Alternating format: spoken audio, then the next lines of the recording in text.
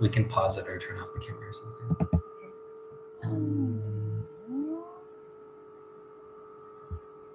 Hey everybody, this is just getting started a little bit early as a test, seeing how it goes. Yeah, let's see what else we can do. Okay, fun. So show us some love in the chat if you guys can hear us. Send us some messages. I'm not sure how delayed it is. Hello everybody.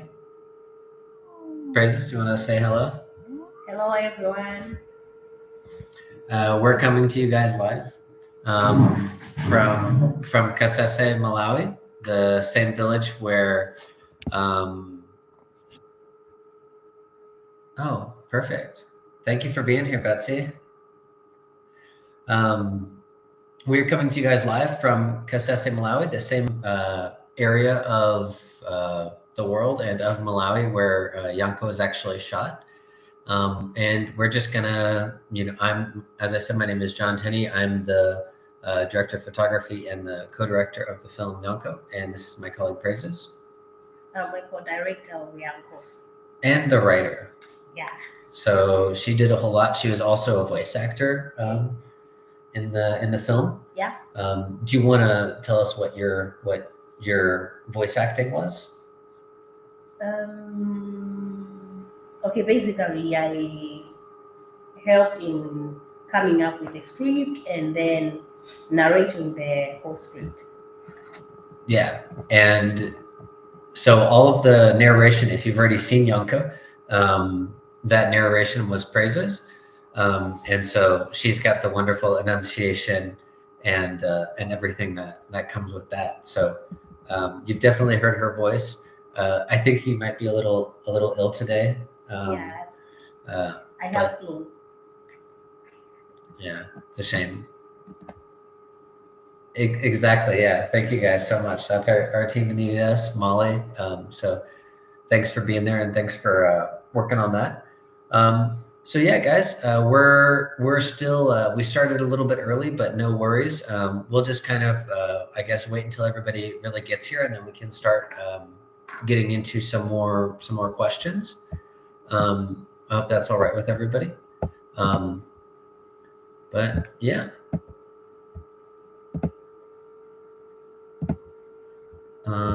So like I was saying, we've got the chat is available. So if you have anything that you'd like to share with us or ask us questions, we are here to answer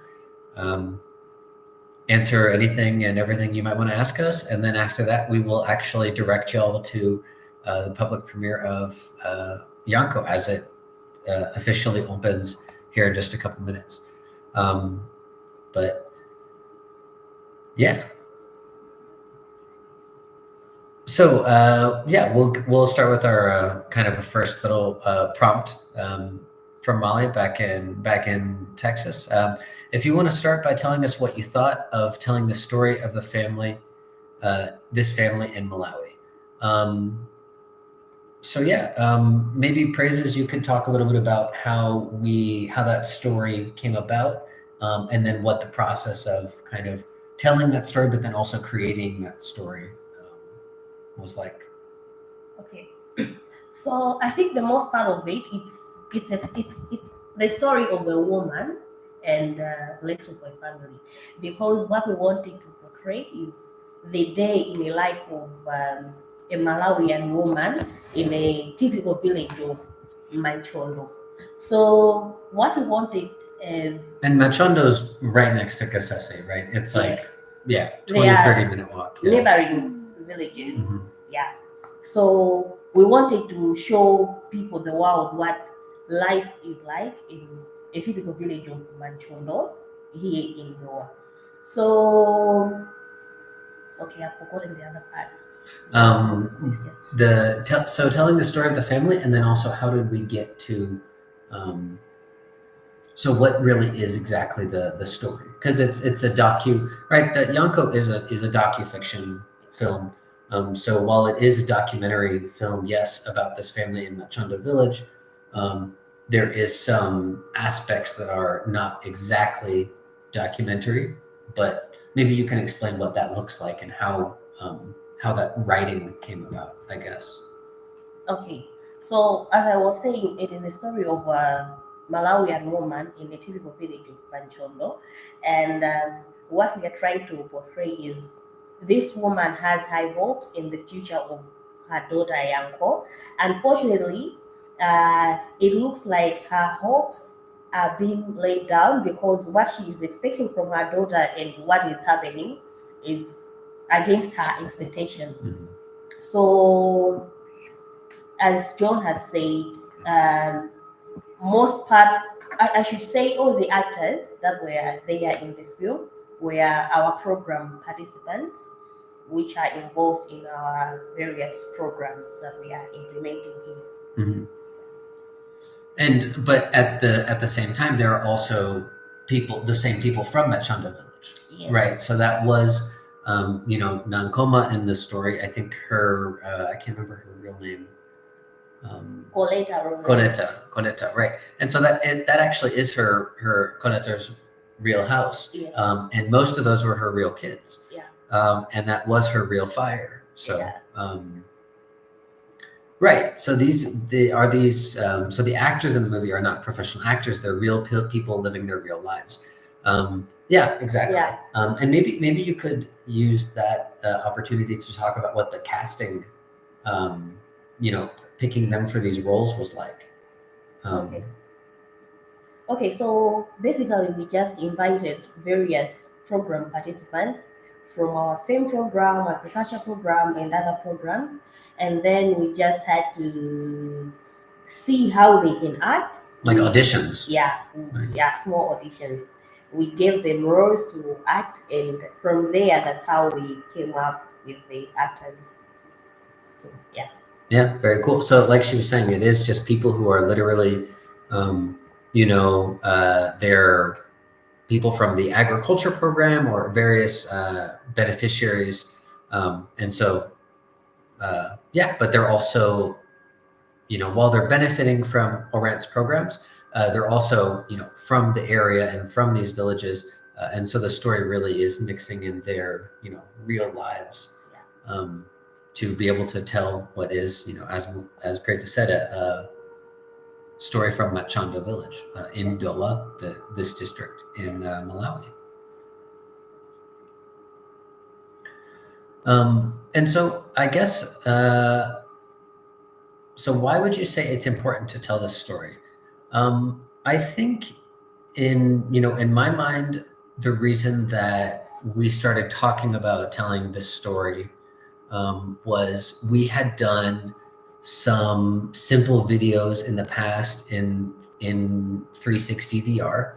And in 2021, we actually did kind of like a virtual world where we tried to introduce, tell people about what Malawi was like, right? And we were trying to kind of express, how do we explain what the water program does? And how do we explain, what it's like to live in a village like Kasese or like Machondo? And so this Yankho is really also about painting that picture of just kind of the day in the life of, somebody from that village. And actually, I found the first script that we made the other day, the first printed one, and I think it's actually called. Hey, Kirkon, thanks for coming out. Very cool. And so the first script that we actually made, the title was something like "A Day in the Life of a Woman in Machondo Village" or something. And so it was really just meant to kind of tell a real story about somebody's, life there. And so I think we succeeded in doing that. Yeah. And so, another thing that we've kind of been asked, and was one of the things that we wanted to talk about, is, what's the importance of, did you have anything else to say about that? Sorry, about why would you say it's important to tell this story? No, basically, it's just part of other people from other parts of the world getting to relate to what happens in Kasese, in Malawi. in a life of a Malawian woman living somewhere in Manchondo. So it is important not only for people outside Malawi, but maybe someone who is in Lilongwe, the capital city of Malawi, can also have a chance to relate to that story. Right. And so share that aspect of, sharing Malawi and sharing what we're, what's happening here and what Malawi really is and what it's about, I think is kind of the key, point of that and why it was done. I'm gonna send something really quick here. Just I know that we sending this link out one more time. Okay, and so in what way would you say Yankho's story is relevant to the world? Oh, I guess that also answers that question. Yeah. And it's kind of like this. It's not only a story, I guess, about Malawi and about the villages where Rent is working, but it's kind of an every person's story, right? It's a woman's struggle. It's a struggle. It's her daughter's struggle, and it's a struggle of rural poverty. And so I think that that's also an important aspect of relating that to the world. So the next question, is this the first story of its kind filmed in virtual reality in Malawi? Almost definitely. I don't know if there was any virtual reality filmed in Malawi besides us. I mean, there probably is, right? There's about 20 million people, and there's definitely some stuff going on in the country. But I don't think that there's many people who've used this technology before, and I don't think to tell this same kind of story. And once again, getting back to this aspect of the docudrama is that it does allow you to tell a real story, but then also give it more of your own understanding elements, and it allows you to also be an artist and be an author and in some way be a poet, to be able to talk about this life that you know about, even though it is not exactly immediately somebody else's life. So it's really like a mixture of cultures and stories. Yeah. Right. Virtual reality allows people in urban areas to relate to the rural community. So yeah, I think that's definitely another thing of being able to at the end of the day, it's about telling stories, right? It's about showing people what's possible, what else goes on in the world, and just getting people kind of acquainted and seeing what else is out there. How would you say telling stories like these is changing the narrative about rural poverty in Africa? Ooh, complicated one. Praises? This is kind of like your job as well, Yeah. So. Okay. I just wanted maybe to highlight another part of the same question, is to say that much as we are trying to, there is a narration of poverty in Africa, in Malawi, in that story. But putting that aside, you can also, that the other part of it is that despite the poverty that is there, people are able to live a happy life. They still have hope. They are still fighting every day to get out of that poverty. So that's the first thing that I can say about it. And also, talking about changing the narrative about rural poverty in Africa,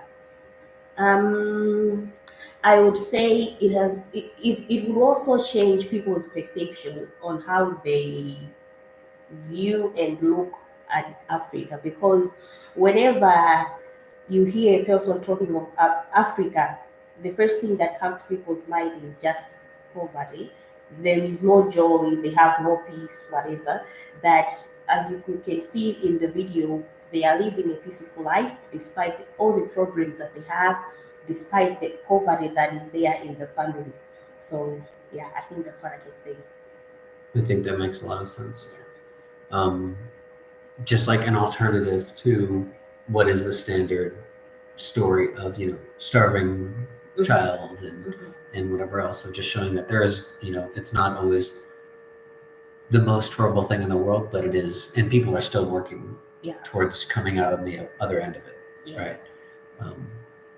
So yeah, and I think that that's also a lot about what, you know, rant really is about as well, is, you know, and I think, you know, you as our marketing person in Malawi, you kind of tell that story consistently, right? Which is, yes, guys, this is, you know, this is Malawi, this is what's going on, these are what our programs are doing, but at the same time, this is, you know, this is a step towards a further goal, right? There is a day when this won't be the reality, and yeah, and I mean, who knows how long that will take, but it's a process, right? So, process of change. So we've got another question here. Yankho is the big picture story. Do you have plans to show individual programs? I would love to see the women making crafts. We have done some stuff like that before. We did some 360 videos about the programs, which was actually in that, in kind of like a virtual world that we made in 2021. And it was pretty cool. I think we definitely could do more stuff like that. And then, and you know, kind of this goes back to the question though a little bit of what's virtual reality's role in telling that story, right? How well does it tell that story? I think VR and, you know, 360 film works really, really well with documentary. I think it worked really well with docufiction, just because it tells so many angles of the same story, right? And you can, through a lot of recording, you can be able to tell a story in a whole lot of different ways. And so I think it could definitely work with more, you know, like reportage or just general, you know, programmed storytelling stuff. But yeah, and taking that, will there be more films in the future? What can we look forward to? I think so, definitely. I don't know, or I guess I would rather say, I don't want to say anything definitive just yet, in terms of what we're working on. We've got some big ideas. There's a couple of smaller, more accessible ideas that I think we'll probably have something interesting this year.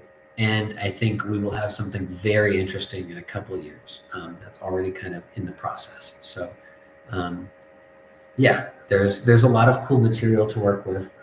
We've been inspired by just, you know, working on this and working on some other things. So definitely more films. What is filming in VR like? Were there any challenges? Ooh, yeah. There's a lot of little challenges, which, you know, obviously with any kind of filming, there's going to be challenges with regards to, I don't know, with everything, right? With deciding what the way you want to edit shots, right? The way you're going to capture it in the first place. We were really, really constrained by time. We did the entire thing in 2 weeks, while also working basically our full-time other jobs during the day. So we would do shoots really early in the morning most of the time, because most of the film happens kind of earlier in the morning, and then also the afternoon ones, and then there's only really one that's during the day, from the film, and so, and then yeah, so it was just very crunched on how much time we could actually be shooting. But I think it worked out really well. Yeah, it did. But yeah, there was definitely a couple. You know, low light is a really big challenge as well with VR. So I think we had a good. I think the opening scene with the fire, I thought that was really cool. Yeah. That's like one of my favorite of the whole movie. So we really, you know, played with this idea of of being really limited with light, And so we also kind of make the viewer limited with light, which is a really fun experience, although it can be kind of scary in VR. But, it's like with anything, whenever you work with the weak points, then you're also able to kind of create some especially strong or interesting points, I would say. So yeah, it's a challenge like any other. There's some stuff to be overcome. But wonderful, definitely a very cool experience. Okay, guys. What's the best way to watch? The best way to watch Yankho now that it is the public premiere has officially started. The best way that I would recommend it is by going on a VR headset and watching it on the YouTube app. You can just find it by searching Yankho VR film on YouTube, and it should show up. It should be the first one. And if you don't have a VR headset, that is okay. You can easily watch it. Right there's the link to the movie that is now available. And if you don't have a VR headset, no sweat. You can watch it on your phone. You can watch it on your iPad. You can watch it on anything that has access to YouTube. On the computer, you will be to look around. You will actually use the mouse and kind of like click on a different spot and then drag to look where you want to see. On your phone, you'll actually just have it up and you'll be looking at your screen. And then by looking in different places, that's how you'll see the kind of the 360 surrounding video. So there's a lot of really different ways to view it. But also with headphones is nice because the audio is spatial audio. So you can, whenever somebody is standing next to you, you hear them like they're right next to you. Whenever something's in front of you, you hear it in front of you. Whenever something's behind you, you hear it behind you. And so sometimes you'll hear something and be like, oh, wait, there's something going on behind me. And so it's definitely the more immersive of the experience, the better. Right. You can move your mouse or trackpad to move the viewpoint around. And yeah, so watching it on YouTube is a just on a computer is a great way to watch it as well. So yeah, anybody have any comments, questions, concerns, or we will let you guys go ahead and watch Yankho. I know that's what we'll be doing. Maybe we'll do a react video. I don't know if we need to do that, but yeah, it should be live. So leave your comments there and let us know what you guys think. Any other final comments for the audience, Princess? Nothing more. Just enjoy watching Yankho.